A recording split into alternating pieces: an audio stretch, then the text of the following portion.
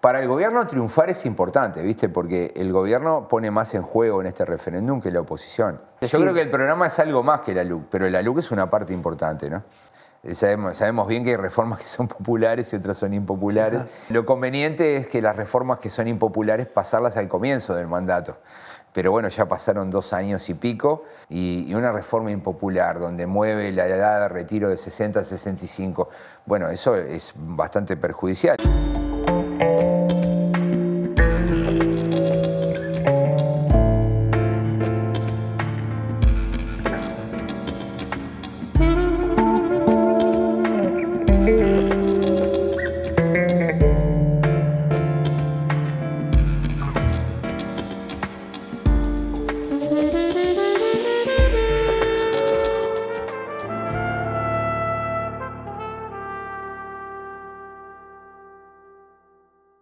Bienvenidos a Charlas de Mentes. Hoy nos resistimos a la nada con el politólogo Daniel Traschetti. Bienvenido, Daniel, ¿cómo estás? Un gusto, muy contento de estar acá. Bueno, del mismo modo. Bueno, es ya imprescindible conversar contigo porque estamos viviendo tiempos políticos fuera de época, si se quiere, ¿no? Sí, totalmente. No pasa siempre, pasó en el 92, en el 2003. Cada vez que se juntan firmas y esas firmas se alcanzan contra una ley aprobada por el Parlamento, lo que hay es un referéndum y esos referéndums funcionan como unas elecciones de medio periodo, ¿no? En Uruguay no tenemos elecciones de medio periodo. La tuvimos hasta 1934, donde los distintos órganos de gobierno tenían diferente duración y por tanto necesariamente las elecciones caían en distintos años. Pero a partir de 1934 Uruguay concentró la elección de todos los órganos de gobierno en un solo día. Y en el 96 los separamos las nacionales. Las nacionales de las departamentales. Eso permite que, que quien gana el gobierno tiene un tiempo largo para gobernar sin obstáculos electorales. Claro. Sabes que las elecciones siempre generan mucho ruido al que gobierna. Es que de alguna manera un político tiene que tener 2 juegos de habilidades completamente distintos. El que lo hace ser elegido y el que le permite gobernar. Exacto, y a veces viste que hay políticos que se distinguen por unos atributos o por otros. Sí, Mujica era más elegible que gobernador. Exacto, y hay políticos que son muy buenos candidatos y hay políticos que son muy buenos gobernantes. Exacto. El problema es que Daniel Martínez, sin ir más lejos, era mejor intendente que candidato elegible. El problema es que la democracia exige que los gobernantes se legitimen en las urnas. Y por tanto, digamos que el mejor político es aquel que logra hacer las 2 cosas bien, ¿no? Claro, pero acá, digamos, no sé qué opinas tú, pero me interesa saberlo. Los penalizamos no permitiéndoles una reelección inmediata. Bueno, sí. Esa es una tradición muy vieja de Uruguay. Y bueno, me parece que a cambio le hemos dado un periodo bastante largo, ¿no? En la mayoría de las democracias presidenciales, los mandatos son de 4 años. Uruguay los tuvo hasta 1967, pero agregamos un 5.º año y les permitimos reelegirse luego de esperar un periodo afuera. La idea es que, el presidente que tiene reelección va a poner todo el aparato del Estado a su favor para lograr ese objetivo.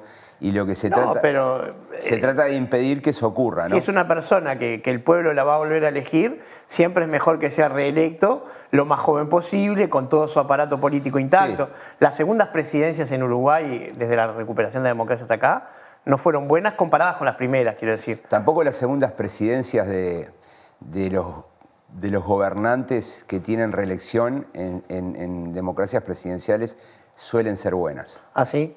No son tan buenas como las primeras. Eso es toda una discusión, pero digamos que en la oferta teníamos reelección mediata con periodo largo de 5 años versus reelección inmediata con periodo corto de 4 años. Uruguay optó por el segundo camino, está casi solo porque Paraguay es parecido, pero el resto de los países, Colombia, Brasil, Chile, Argentina, son periodos más cortos de 4 años con reelección.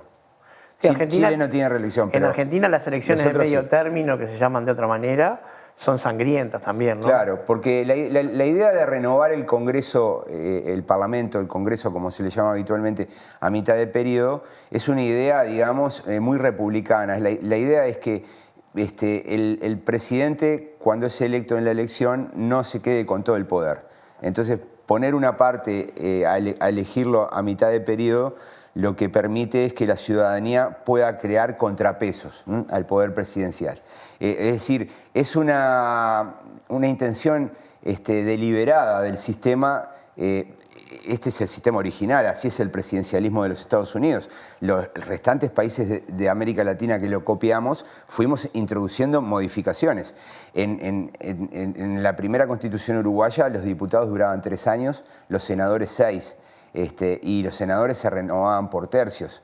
La Cámara de Diputados no, pero era un periodo de solo 3 años. Eso fue modificado en 1934. La mayoría de los países fueron haciendo modificaciones. ¿Cuándo fue que pasamos a esta cosa demencial de 19 departamentos? En el siglo XIX. El siglo XIX ya. Arrancamos con 9 y ya para, digamos, 1887 ya teníamos los 19 departamentos. Porque un país como el nuestro, tantos diputados no necesita. Bueno, esto es una discusión. Es una discusión linda, porque sí, la relación entre la tasa o el ratio entre diputado por votante es muy pequeña en el caso uruguayo. Sin embargo, yo creo que está bastante en equilibrio, bastante bien el sistema pensado como está. Tal vez hay quienes dicen que sería mejor tener una única cámara, pero para mí está bien. Lo que pasa es que los parlamentos unicamerales desplazan el poder al primer ministro, no suelen ser presidenciales.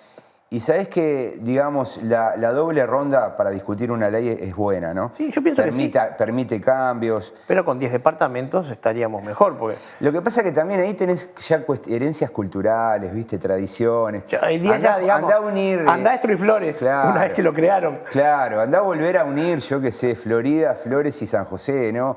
Que originalmente era un único departamento, o Maldonado y Rocha. Es difícil, ¿no?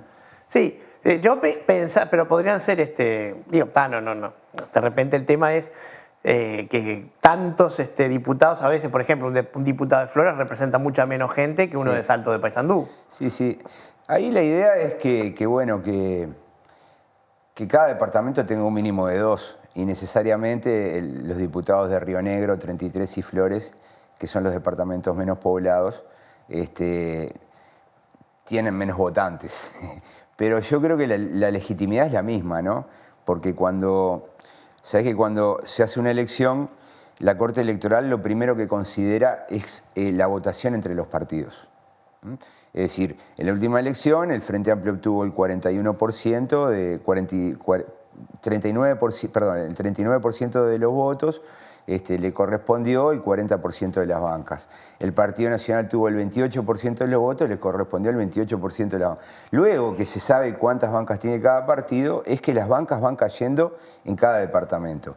Eso es lo primero. Por eso luego, para ajustar, viste que se le quita una banca a Salto, se le da otra a Paysandú. Es un procedimiento un poco complicado de explicar, pero bueno, lo cierto es que lo primero es la votación entre los partidos. Por eso tenemos un sistema de partidos tan fuerte, porque la legislación electoral está pensada en función de los partidos. Yo diría que la representación territorial es subsidiaria de la representación de los partidos. Entonces, bueno, podríamos discutir, tener menos legisladores. En un momento, en el medio de la crisis del 2002, el Partido Nacional presentó una propuesta que planteaba reducir a 66 diputados y creo que eran 20 senadores, pero eso no caminó. Pero para mi gusto, como está, no está tan mal. Eso es bueno saberlo. Pues. Funciona, digo. Yo diría que funciona. Es un tema que se escucha mucho en la calle también, sí, ¿no? Sobre todo cuando empiezan las crisis económicas y la gente empieza a pasar mal, lo primero que surge es un enojo grande porque claro, porque siempre está la tentación, digamos, demagoga o populista de hablar mal del sector dirigente, ¿no?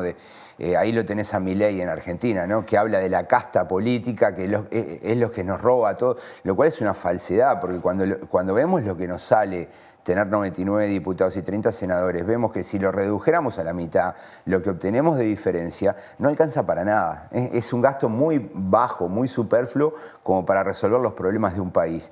Entonces la tentación, cuando las cosas van mal, cuando hay crisis económica, bueno, la tentación de hablar contra la política es siempre muy grande. La demagogia surge naturalmente. Y bueno, eso se combate, para mi gusto, con educación cívica, con explicación de cómo funcionan las instituciones.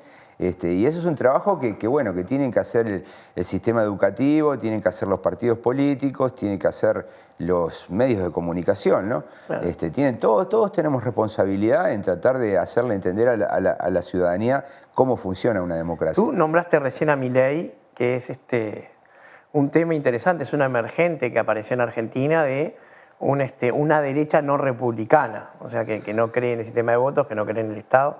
Las palabras de Milei fueron que para él el Estado es el pedófilo en el jardín de infantes. Sí. Dice muchos disparates de ese tipo, pero en Uruguay un sector del Partido Colorado lo está empezando a mirar con cariño, Milei.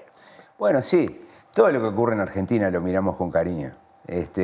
Siempre somos distintos, pero también somos un reflejo de ellos. A veces nos ayudan mucho para no cometer ciertos errores que cometen ellos, pero bueno, era esperable, ¿no? Lo cierto es que Milei no trae ideas nuevas, son ideas muy viejas, ultraliberales, donde la idea es que el mercado lo soluciona todo. Milei es producto de una coyuntura política de Argentina, así como Bolsonaro también es el producto de una coyuntura específica. O Manini Río. Es distinto. Es republicano, yo estoy completamente de acuerdo. Yo creo que Milei y Bolsonaro tienen algo parecido que te lo voy a tratar de explicar. Cuando los partidos que gobiernan fracasan, llega la oposición, fracasa, todo esto en un periodo corto de tiempo, se genera un desconcierto en la ciudadanía. Y la ciudadanía empieza a buscar otros actores. Ahí aparece la oportunidad para la emergencia de lo que llamamos en ciencia política los outsiders, personas que vienen de afuera del sistema.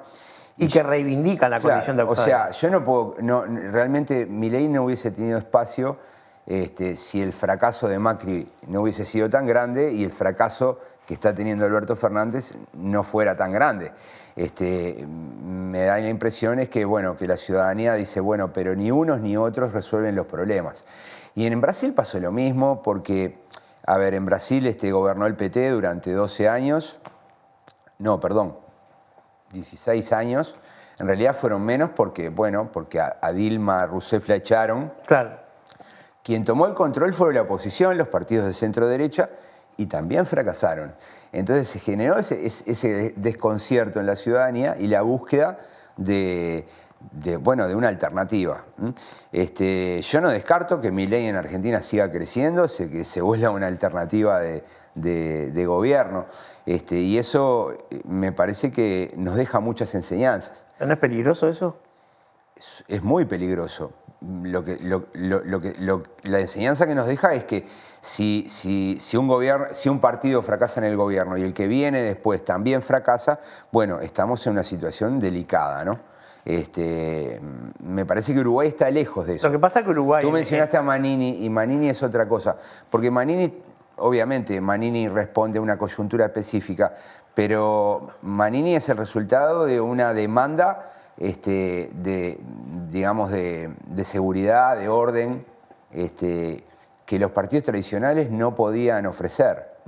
¿Por qué? Bueno, por muchas razones. Porque el Partido Colorado se fue a Bordaberry, porque en el Partido Nacional tomó el control la calle Pou y la calle Pou se movió más al centro del espectro político y ahí apareció la oportunidad para Manini. Pero la aparición de Manini no es antisistema, como puede ser lo de Milei o lo de Bolsonaro. cuando uno escucha a Manini, Manini no va contra el sistema político, Manini no habla mal de la clase dirigente. No, está claro que no es un liberal tampoco. Y tampoco es un liberal, ¿no? Menos que menos, ¿no? Entonces me parece que es, digamos que es una... Es la vieja 14 independizada del Partido Colorado. Es una especie diferente, ¿no? En términos comparados, ¿no? Sí, bueno, se asemeja bastante, ¿no? Al clásico riverismo, ¿no? Claro, a ver, es un tema recurrente entre quienes no tenemos formación de politólogo, pero nos preocupa el tema, ver el peligro de Milei. Pero tú mencionabas a Bolsonaro, pero de alguna manera Bolsonaro no es también una solución tradicional a la falta de alternativas, porque también Bolsonaro no venía a plantear nada nuevo, era un corrimiento a la derecha nada más. Bueno, en su momento generó mucha incertidumbre, ¿no? Porque él fue durante casi 20 años un diputado marginal, muy folclórico, era como una especie de exotismo que tenía el sistema político allí, ¿no? Era una persona que... La suerte de César Vega. Claro, no, sí, bueno, pero con otra ideología, ¿no? Era un tipo que celebraba... No, me refiero a la parte exótica, la parte... Celebraba los actos de la dictadura militar brasileña. En el impeachment contra Dilma, él nombró a los militares que torturaron a Dilma Rousseff en dictadura. Dilma Rousseff de muy joven había sido guerrillera, fue presa, fue torturada, luego fue dejada en libertad y cuando salió de la prisión entró en el PT, ¿no? Hizo su carrera en el PT. Ahora, Bolsonaro mencionó los nombres.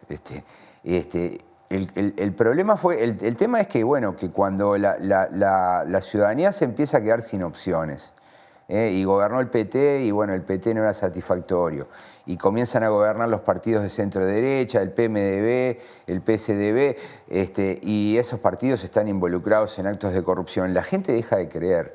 Entonces empiezan a ofrecerse alternativas nuevas. Y Bolsonaro tuvo una alternativa basada en que, bueno, en que iba a devolverle la decencia a la política, iba a ser imbatible contra la corrupción, iba a poner orden, además era un militar, porque era un militar retirado, y bueno, y de esa manera consiguió. En primera vuelta no tuvo muchos votos, pero el sistema de balotaje es peligroso por eso, porque bueno, alguien que obtiene, sale primero o segundo en la primera vuelta con el 20%, en segunda vuelta necesariamente se va a aproximar al 50%. Bueno, la calle Pou salió segundo. Sí, el sistema de balotaje tiene eso, ¿no? Es que permite expresar la segunda preferencia de los ciudadanos.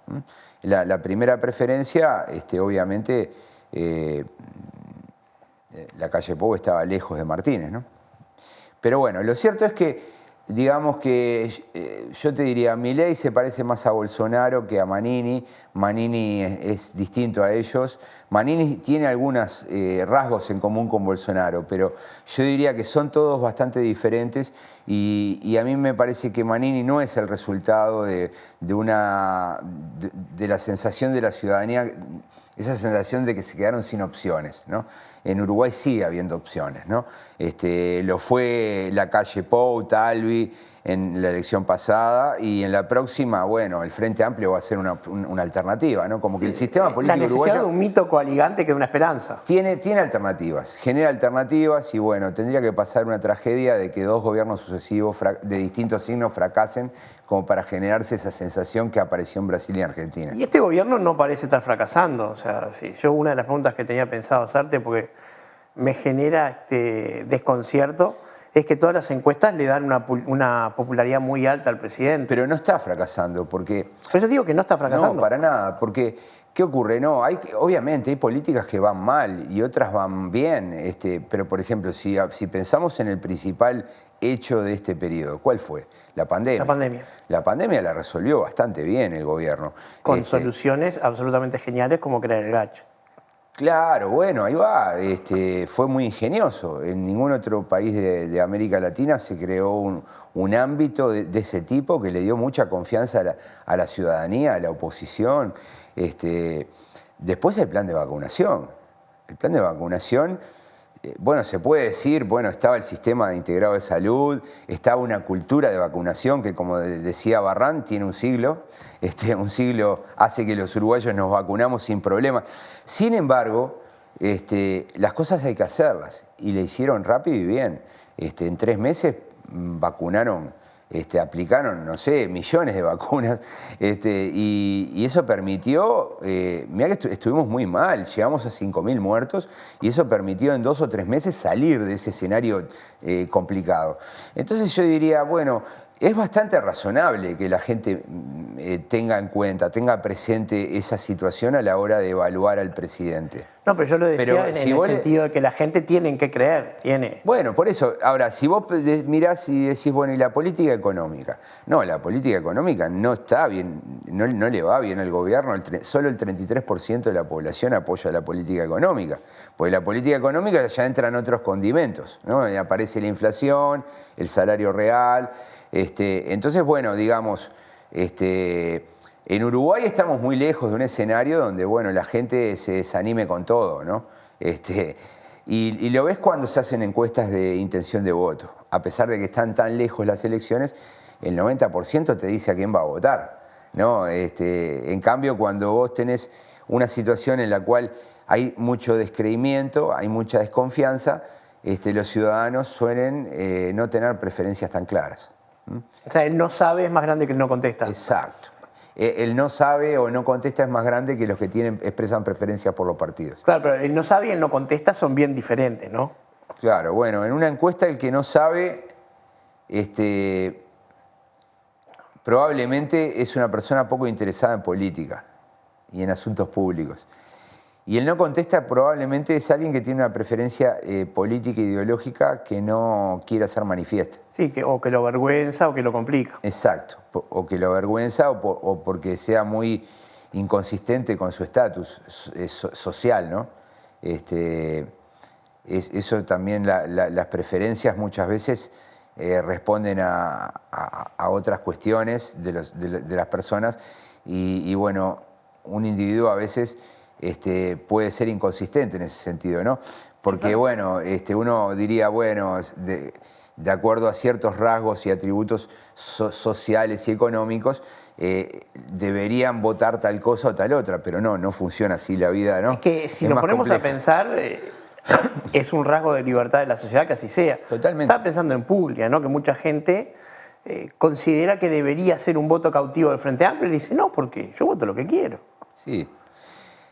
Por eso hay que respetar lo que las personas expresan. Republicanismo implica totalmente, sí o sí respetar eso. Y además porque no hay otro modo, ¿no? de funcionar si no es a partir de la tolerancia y del pluralismo. Si no, no funciona la democracia. Es así. Sí, sin duda. Daniel, se nos fue el primer bloque. Bueno. Volvemos enseguida.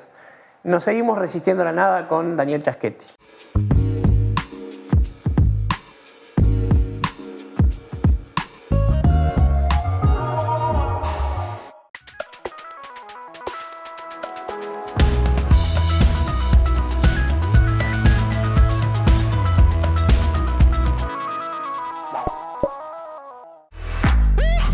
Muebles Da Vinci, fabricación de living nacional, trabajos a medida, gran variedad de telas a tu elección.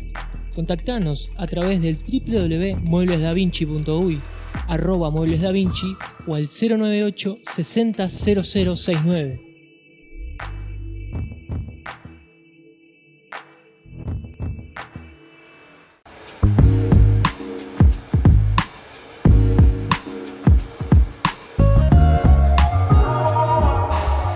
Nos seguimos resistiendo a la nada con Daniel Chasquetti. Daniel, tenemos que hablar sí o sí del evento de esta época, que es el referéndum. Ahí está. Tengo una duda con respecto a esto. Uno mira los números de las encuestas y como que las proporciones se vienen moviendo, ¿no? Al principio daba que no tenía una ventaja muy grande y esa ventaja como se ha ido achicando. ¿Cuán confiables son estas encuestas que están un poco lejos todavía de la fecha y que además estoy seguro que marcan una gran cantidad de no sabe genuinos? Sí, a ver, las encuestas son instrumentos que nos ayudan a conocer la realidad.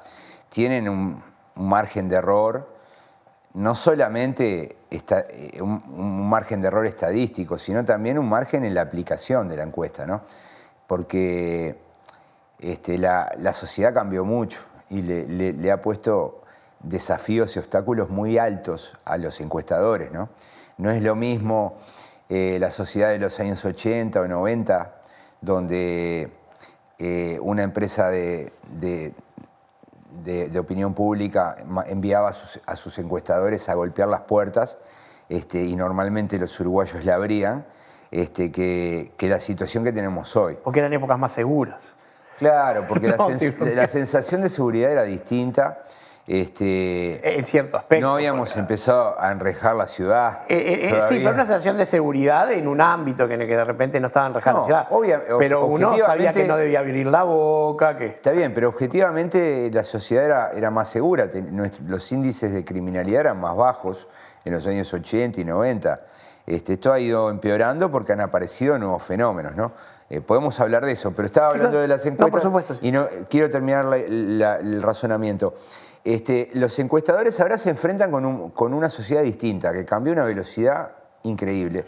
Entonces, la sociedad ahora se comunica de otras maneras. Tenemos los teléfonos inteligentes, van con nosotros, tenemos un grado de inmediatez insólito, nunca antes pensado desde el punto de vista civilizatorio.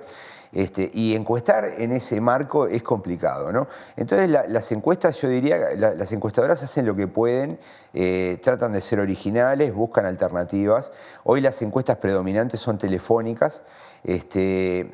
Muchas veces esas encuestas exigen mucho esfuerzo, es decir, a veces para hacer una encuesta hay que llamar 10 veces, 15 veces.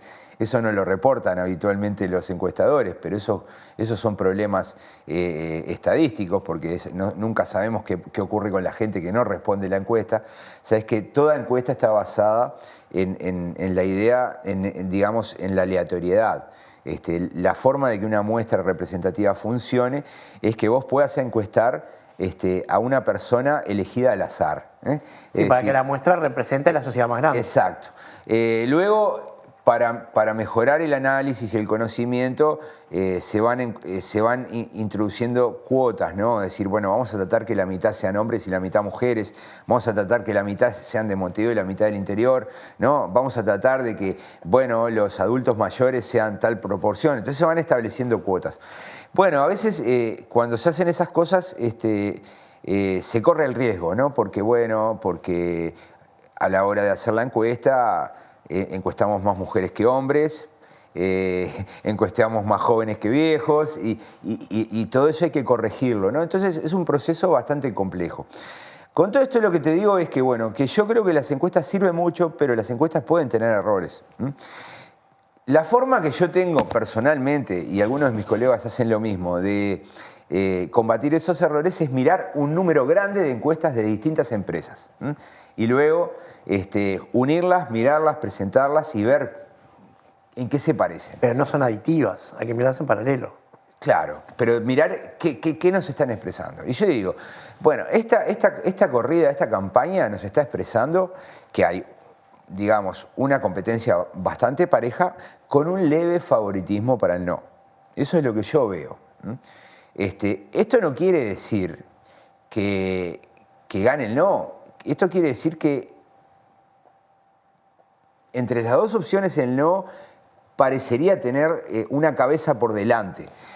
El problema es que tenemos en casi todas las encuestas algo así como un 20% de personas que no expresan su opción.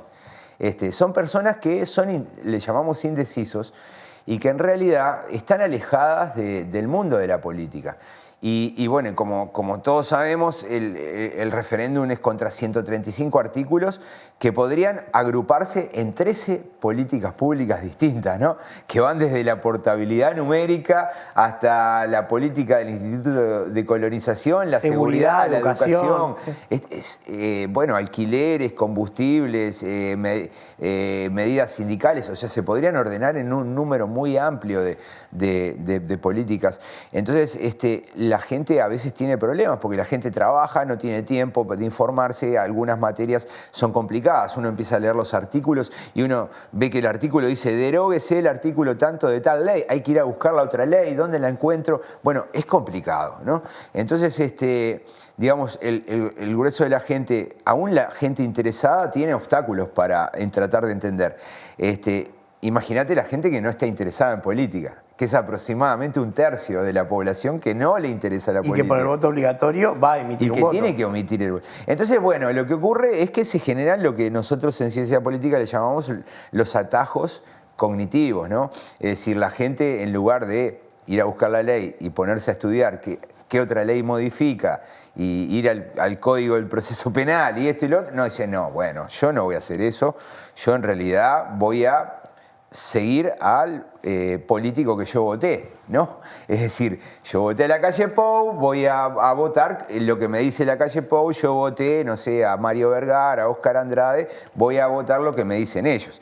Eso es lo que hace mucha gente, ¿no? Un sesgo de confirmación importante, ¿no? Y bueno, sí, en cierto modo sí.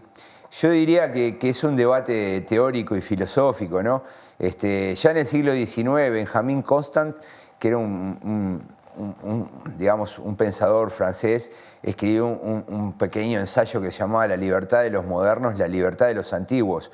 Y decía que, bueno, que en la Grecia antigua los ciudadanos eran todos propietarios, tenían esclavos, tenían todo el tiempo libre, podían ejercer la libertad de un modo, ¿no? Y esa libertad la ejercían en el ágora, discutían en la asamblea. Es famoso un discurso de un ciudadano que se quejaba de la injusta reparto de la libertad porque algunos ciudadanos tenían más esclavos que otros. Bueno, claro, cuanto más esclavos tenía, más libres podía ser y bueno, y en definitiva, en la sociedad moderna, la que ya veía Benjamin Constant, decía, bueno, no hay forma de que eso funcione ahora, ¿no? Entonces nosotros hemos inventado el gobierno representativo, entonces ponemos a unos señores a los cuales le pagamos el sueldo para que gobiernen en nombre nuestro. Y cada tanto hay elecciones y tenemos que votar, los podemos cambiar, les podemos decir cosas, pero tenemos algo así como unos gerentes que gobiernan en nuestro nombre, ¿no? Somos como, digamos, una asamblea de accionistas o digamos que una asamblea accionista le entrega el poder al directorio, una asamblea de copropietarios, ¿no? Le dan el poder a un administrador. Bueno, y durante mucho tiempo tuvimos literalmente un directorio que elegía al presidente. Bueno, claro, pero lo cierto es que en ese marco lo que ocurre es que, bueno, que el ciudadano muchas veces lo que hace es transferir o delegar el poder de decidir, ¿no? Y yo creo que eso es lo que va a ocurrir en este referéndum, que ese tercio o ese 20 y pico por ciento que no tiene preferencia, que no se va a poner a leer los artículos, que no le gusta la política, pero que está obligado a ir a votar, en estos últimos días se va a terminar inclinando en función de sus gustos y de sus preferencias políticas. De acuerdo a lo que mostraba, por ejemplo, Ignacio Suárez en Subrayado hace 2 o 3 días, es probable que esos indecisos se distribuyan de manera bastante equitativa entre las dos opciones. Por lo cual, yo espero que tengamos un 27 de marzo con mucha expectativa, con mucha paridad y que, bueno, que el resultado nos terminemos enterando al final del día, pero con un margen muy estrecho, ¿no? No va a haber un 60-40, no me imagino ningún resultado de ese tipo, ¿no? Esto va a ser más tipo 52-48 o 51-49 que otro tipo de resultado. Sí, lo cual habla, pensando en lo que tú me decías antes, de una sociedad bastante equilibrada también, que no está desesperada, ni necesita un voto castigo, ni nada parecido. Bueno, para el gobierno triunfar es importante, ¿viste? Porque el gobierno pone más en juego en este referéndum que la oposición. Porque el gobierno, si el gobierno pierde, se le cae un argumento, que el argumento es a nosotros en octubre del 2019, en noviembre del 2019, la gente nos votó, tenemos este programa. Como que se rompe ese hilo discursivo, ¿no? ¿Por qué? Bueno, porque en el medio hubo una elección donde la gente votó y el gobierno no ganó. ¿Pero la LUC es el programa? Lo dice la calle Claro, Pou. pero lo digo, Lo dice Álvaro Delgado. no se jugaron una carta muy fuerte al decir. Yo creo que el programa es algo más que la LUC, pero la LUC es una parte importante, ¿no? Entonces, de todos modos, esto no se termina el Uruguay si pierde el gobierno, ¿no? El gobierno va a seguir gobernando, ¿no? Va a seguir teniendo su mayoría en el Parlamento, va a poder seguir haciendo reformas. Yo digo que el costo es más bien en lo simbólico, ¿no? Se rompe algo, ¿no? Porque es como decir, es como que ya la oposición puede decirle, ojo que la ciudadanía te dijo esto. Entonces yo diría que el costo va a ir más en la dimensión política y en el discurso. En cambio, si el gobierno gana, es al revés, es como un voto de confianza. Claro, sale fortalecido. Sale fortalecido y va a poder, por ejemplo, implementar cosas que tiene pendientes. Que bueno, que algunas son como vagas, ¿no? La son reforma ideas. jubilatoria. Bueno, por ejemplo, yo me pregunto si en verdad soy como medio pesimista, no creo que Es que nadie quiere cargar ese costo político. Claro, sí. Pero bueno, puede haber otras iniciativas. Si el gobierno gana, va a tener las mejores condiciones para pasar reformas. El tema es qué tipo de reformas. Sabemos bien que hay reformas que son populares y otras son impopulares. Sí, claro. Lo conveniente es que las reformas que son impopulares pasarlas al comienzo del mandato. Pero bueno, ya pasaron 2 años y pico. Sí, porque se supone que si uno está haciendo esa reforma es porque espera un beneficio a largo plazo, para tener el largo plazo a favor. Claro. Y además, imagínate, una reforma de la seguridad social, mandás el proyecto al Parlamento, el Parlamento lo empieza a estudiar. El Parlamento se va a llevar por lo menos un año y medio en estudiar una reforma de ese tipo. Eso pasó en el 96, ¿no? La reforma del 96 llevó 2 años el análisis parlamentario. Entonces, si entrara este año, en julio pongamos, o en junio o en mayo, estamos casi terminando sobre la elección. Y una reforma impopular donde mueve la edad de retiro de 60 a 65, bueno, eso es bastante perjudicial. Entonces, yo soy pesimista en el sentido de que no sé si el gobierno va a hacer eso porque es una medida muy riesgosa en términos electorales. Y nadie va a hacer lo que realmente deberían hacer, es que convertirlo en una política de Estado e incluir a la oposición. Porque bueno, todo el mundo sabe que hay un déficit. El gobierno lo intentó, pero no se pusieron de acuerdo en la comisión. Viste que el presidente creó una comisión de expertos que puso a Saldain en la presidencia y había representantes del Frente Amplio, del PIT-CNT. Sí, pero hubo problemas dentro de la comisión en sí, creo. Bueno, no llegaron a debatir ideas. No, es un poco increíble porque los delegados que nombraron los partidos eran todos muy buenos, ¿no? Gente con trayectoria que había estado trabajando en la seguridad social, en República FAP. Pero ya en el diagnóstico ya hubo una diferencia, ¿no? Y en la formulación de las propuestas, bueno, también hay diferencias. Pero bueno, me parece que la única salida es seguir por ese trillo, ¿no? Tratar de acordar, de negociar, porque bueno, porque es una reforma necesaria, pero ingrata, porque pedirle a la gente que trabaje más, es un poco complicado, ¿no?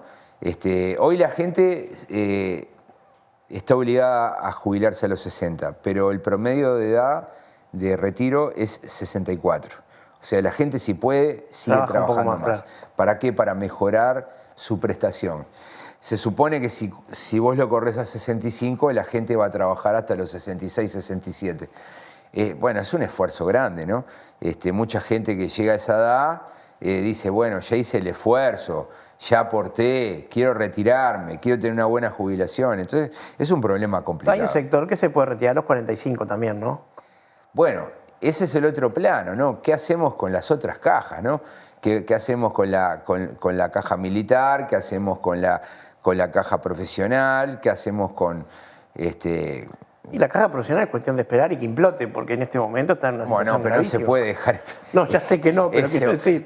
Pero bueno, son cosas que... Digo yo que soy aportante y que hace 10 años tenía fe en que me iba a llegar una jubilación de ahí.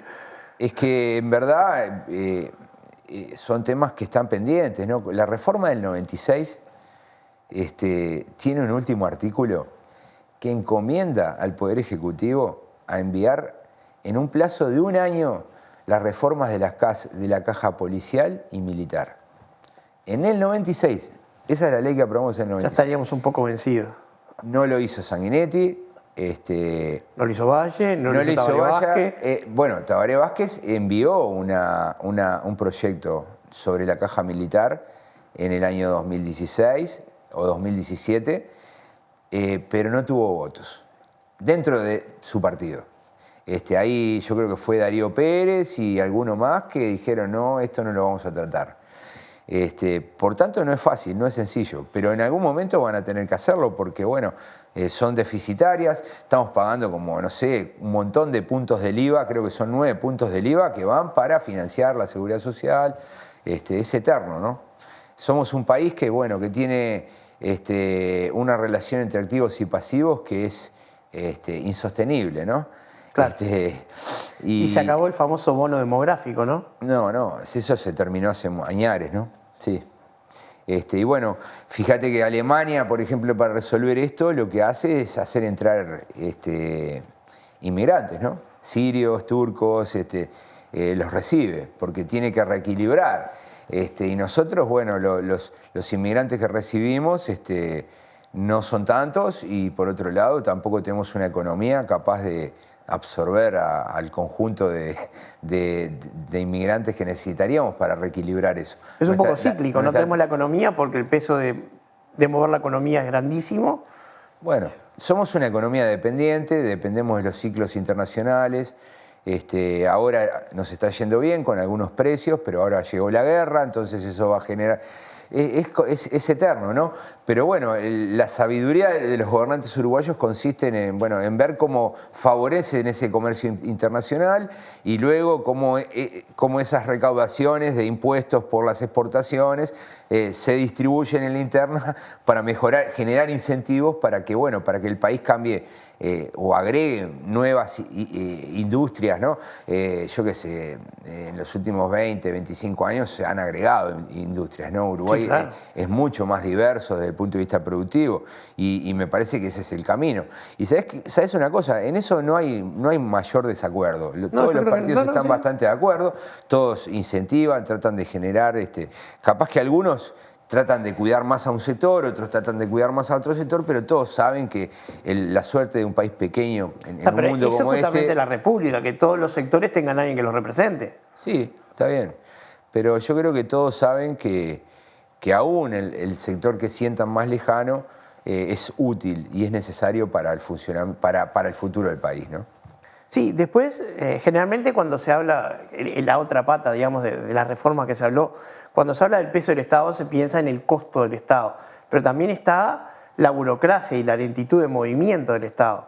Bueno, ahí hay otra posibilidad, ¿no? Porque, por ejemplo, el Estado uruguayo todavía se debe una reforma de su servicio civil, ¿no? Las carreras civiles de los servidores públicos son muy regulares, muy desparejas. No es lo mismo trabajar en un ente autónomo que trabajar en un ministerio, no es lo mismo trabajar en una intendencia. O sea, hay zonas que las carreras se han profesionalizado y en otras siguen siendo el viejo empleo público donde la gente va o no va, nadie sabe si van o no. Entonces, a Uruguay le falta una reforma del servicio civil.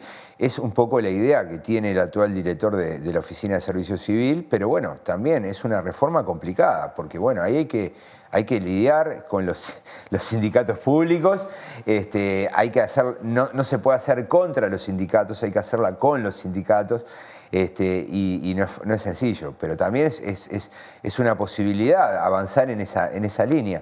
¿Te acordás que Tabaré Vázquez la llamó en el 2000, la madre de todas las reformas? 2008, la madre de todas las reformas. Y bueno, esa madre de todas las reformas no se llevó a cabo. Podríamos decir, en algunas áreas... Alguna cosa, el expediente electrónico... Sí, no, por ejemplo, yo que sé, en DGI se avanzó mucho, ¿no? La facturación electrónica fue un gran cambio. La reforma de la DGI es un ejemplo. Hay entes autónomos que funcionan muy bien, pero bueno, hay otros que no, y bueno, y hay también, ¿sabes qué? Yo encuentro que hay mucho prejuicio, mucha opinión sin sin propiedad, ¿no?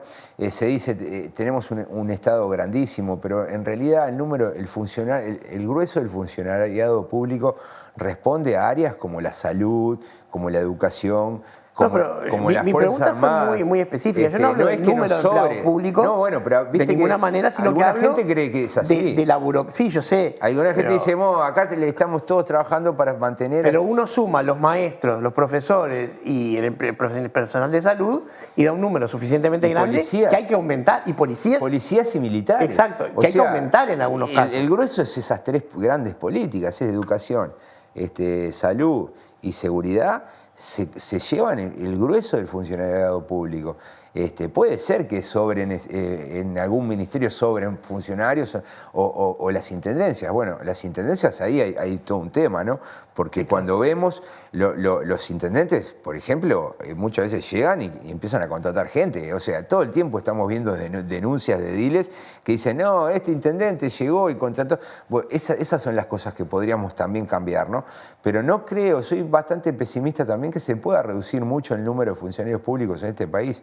A mí me alcanzaría con que eliminaran las trancas burocráticas que se permitían trabajar. Sí. Yo creo que el gobierno está tratando de hacer cosas en ese sentido, ¿no? Alivianar el número de trámites para abrir una empresa, para ponerla en funcionamiento. Sí, pero por ejemplo, el IRCA, por poner un ejemplo concreto en el que yo no trabajo, digamos, es una maquinaria stalinista. O sea, se han ido inversiones millonarias por no poder entender las trabas burocráticas que pone el IRCA. Sí. En algún momento, eso se combatió, duplicaba las del Ministerio de Salud Pública, se tomaba atribuciones ministeriales. Bueno, sí. Lo cierto es que, ahí hay reformas para hacer. Ese tipo de reformas muchas veces no necesitan leyes. ¿No? Muchas veces son resoluciones. Una directiva presidencial. O ministerial. Entonces yo diría que el gobierno puede hacer esas cosas. Debería hacerlas. Yo creo que por lo menos en el discurso ha estado presente. Sí, pero en la práctica no. La desburocratización en ese sentido no avanzó nada. Ojo, no en este periodo. Pero la forma de hacerlo es también denunciarlo, ¿no? Si uno quiere tener más empresarios, más empresas, más emprendedores, que sea sencillo poder emprender, ¿no? Sí, pero ¿y quién va a denunciar? ¿Quién le pone cascabel al gato? ¿Los empresarios tienen miedo a las represalias? Bueno, los medios, los periodistas, los propios legisladores, ¿no? Es decir, puede haber legisladores que estén realmente comprometidos con estas tareas, pero se puede hacer, ¿no? De eso no cabe duda. Sí, seguramente digo. No hay ningún impedimento, es lo que yo creo. Sí, digamos, la posibilidad. Lo que pasa es que la agenda pública a veces está dominada por temas y es difícil abrir un espacio, ¿no? Yo lo he hablado con muchos parlamentarios, ¿no? Que tienen buenas ideas y les cuesta mucho colocarlas, ¿no? ¿Por qué? Bueno, porque hay otros asuntos que queman o que son más atractivos. Como decía Aquino, lo urgente no deja tiempo para lo importante. Claro, lo urgente. Y de repente, no sé, puede haber iniciativas muy buenas para políticas, yo qué sé, para los jóvenes, los niños, y sin embargo, desde el punto de vista, no sé, noticioso, no son tan relevantes y yo qué sé, hay un asesinato y gana el centro del noticiero, ¿viste? A veces es difícil abrirse espacio en la agenda pública y colocar un tema como relevante, pero yo creo que tampoco hay impedimentos. En una democracia, en una sociedad abierta como la nuestra, hay alternativas, ¿no? Se pueden... tenés un programa de televisión, se puede... Sí, claro. Están las redes, ¿no? O sea, las redes son una oportunidad también para plantar demandas, ¿no? Y muchas demandas surgen así, ¿no? ¿Cómo ves tú a las redes como actor civil? O sea, ¿son, por ejemplo, una medida de la temperatura de la sociedad? Son una cosa buena y son un peligro también, ¿no? Son una cosa buena por esto que te decía, ¿no? Es la posibilidad de expresar... todos hoy con un teléfono en la mano podemos... ser un actor público interesante, ¿no? y aportar, ¿no? y denunciar. Pero también, como las redes permiten, ¿viste? El anonimato, lo que se llaman, ay, no me sale, me sale bot, pero no, el bot es un robot, ¿no? Es un sí, los trolls. Los trolls. Como permite los trolls, los trolls son individuos irresponsables. Pueden decir lo que quieran. O maquiavélicos. Irresponsables. Dicen cualquier cosa y no se hacen responsables de lo que dicen. Y pueden sembrar campañas de odio contra las personas. Luego están los bots que se arriendan, ¿no? Si yo quiero montar una campaña contra vos y yo puedo comprar una granja de bots que van a tuitear cosas contra vos. ¿Se pasó algo así contra Florencia Story en su momento? En el caso de Florencia Story, lo que hacían los trolls eran tirar estas Fake news. Estas fake que algunas personas que no eran anónimas compraban y luego Florencia les hablaba uno a uno y los hacía retractarse. Un esfuerzo increíble de ella, ¿no? Admirable. Admirable completamente. Totalmente. La mayoría no hacemos eso, ¿no? Es decir, nos insultan y tal. Lo que hacemos es bloquearlo, ¿no? Pero yo diría que si las redes prohibieran evitaran los bots y los trolls, las redes serían un instrumento de un instrumento muy bueno, ¿no? Porque permite a uno informarse, intercambiar, escuchar la opinión de otros, ¿no? Entonces yo la veo con esa cosa ambivalente. No estoy en contra de las redes, como están algunos colegas. Yo la verdad que me parece que son útiles, pero tienen ese problema, ¿no? Yo creo que son una realidad, que uno esté en contra o a favor no va a cambiar nada. No, porque algunos que están en contra optan por no estar en las redes, ¿no? No, pero se pierden una parte de la historia, si tienen algún valor para el análisis, si tiene algún sentido lo que aparece en las redes para, por ejemplo, predecir lo que va a pasar en la sociedad. Porque yo las veo muy polarizadas y, por ejemplo, veo que tiene más seguidores, qué sé yo, Conrado Hughes o Gustavo Salle que Graciela Bianchi, que es una senadora electa con una cantidad de votos. Y bueno, porque ahí la televisión manda, ¿no? Está bien, pero son personas que se consideran actores políticos todos. La gente que está en televisión tiene muchos seguidores. Es como una correlación, sobre todo los que están en los noticieros centrales, en los programas con mayor rating, son los que tienen más seguidores. Claro. Incluso te digo esos son influencers incluso. Claro, muchas veces las empresas los contratan para publicitar en redes, pero no, digamos que no tratan de... No forman parte normalmente del debate público, ¿no? No están debatiendo las redes. Los influencers no, por lo general. No. Pero pensando en... Pero de repente, yo qué sé, un Connie Hughes, él sí se prende en los debates, en las discusiones en Twitter. Yo creo que ese no es el problema, ¿no? El problema es cuando se arman campañas de odio, ¿no? Eso que se llama haters, de perseguir y tratar de destruir a una persona, ¿no? A partir de una consigna, ¿no? Esta persona ya no es creíble, y empiezan a pegar. Le pasa a los directores técnicos, ¿no? Claro, es horrible. Pero en cambio yo lo veo más útil por el lado del intercambio, la información, la posibilidad de que todos estamos con posibilidad de participar. Mi colega Ernesto Calvo, Ernesto Calvo es un politólogo argentino que enseña en la Universidad de Maryland. Él hace como 5 o 6 años que viene estudiando el funcionamiento de las redes y en particular de Twitter. Él ha publicado 2 o 3 libros en Argentina que son muy buenos. Él enseña que en realidad Twitter, como toda red, tiene un algoritmo que trata de hacerte un mundo mejor, un mundo placentero. Vos vas dando likes y en realidad lo que empieza el algoritmo es a sugerirte personas que se parecen a vos. Entonces vos rápidamente podés caer adentro de Twitter en un mundo... El efecto burbuja cristal. Perfecto, ¿no? Que es tu burbuja, te vinculás con gente que piensan como vos. Entonces, claro, podrías estar plácidamente, yo qué sé, nos gusta el teatro, nos gusta el cine, podríamos estar encerrados en nuestra burbuja hablando de lo que nos gusta. Pero ocurre que en la sociedad ocurren eventos, entonces de repente yo veo en la televisión a un político que no me gusta y lo que hago, abro Twitter y escribo un Twitter contra ese político y lo arrobo, ¿no? Se lo dirijo a él. Y de esa manera yo entro en contacto con gente de fuera de mi burbuja. Entonces, lo que ocurre es que yo estoy habituado a un conjunto de argumentos, a un conjunto de razonamientos y no puedo creer que haya otros razonamientos distintos. Sí, la negación del otro. Entonces, cuando yo le escribo a ese político que no me gusta lo que dice, voy a ser muy duro, voy a ser muy crudo.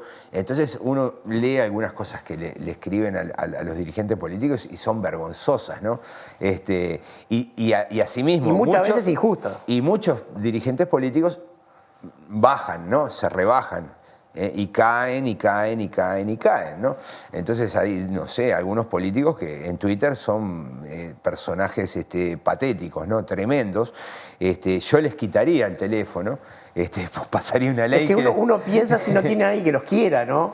Que les diga. Bueno, viste, en Uruguay los políticos usan sus cuentas, ¿no?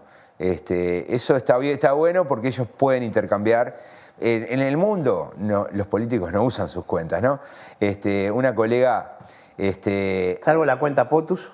No, pero una colega, vos sabés que una colega que ella es lituana, está haciendo una encuesta, está investigando cómo los políticos utilizan Twitter.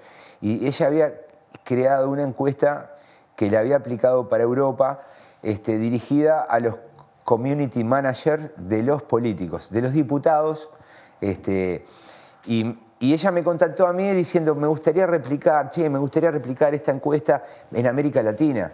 Y le digo, mirá, yo la verdad que no sé, porque en realidad en Uruguay los políticos uruguayos no tienen community manager. Son ellos los que manejan Twitter. Y me decía, ¿cómo que no tienen? ¿Entendés? Claro. No tienen.